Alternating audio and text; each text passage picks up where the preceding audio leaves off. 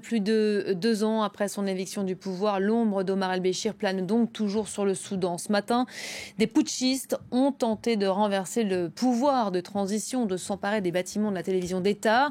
Un coup d'État manqué. Le gouvernement annonce avoir toujours le contrôle de la situation, avoir surtout arrêté les responsables de ce complot. On va retrouver en direct de Nairobi notre correspondant Bastien Renouille. Bonjour Bastien. Parmi les putschistes présumés interpellés ce matin, figuraient, selon le gouvernement, des proches de l'ancien régime.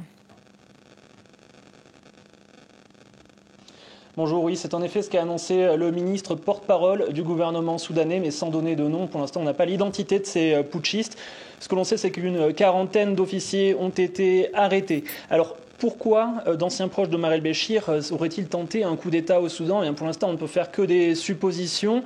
Mais voilà, 3 hypothèses. Tout d'abord, le pouvoir est extrêmement faible actuellement à Khartoum. Il devait y avoir une assemblée législative qui aurait dû être mise en place 3 mois après la signature de la constitution de transition en août 2019. Elle n'a toujours pas été mise en place. Les civils sont assez faibles. Les militaires sont controversés. Et puis, le gouvernement soudanais a promis à la Cour pénale internationale de lui remettre Omar el-Béchir et les autres responsables des atrocités au Darfour notamment.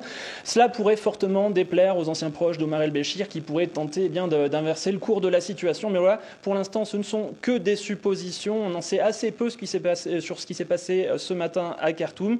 Ce que l'on sait, c'est qu'un groupe de militaires a tenté de prendre le contrôle de la radio et de la télévision du gouvernement sans y parvenir, car le gouvernement affirme avoir été prévenu durant la journée de lundi qu'il y allait avoir une tentative de coup d'État durant la nuit.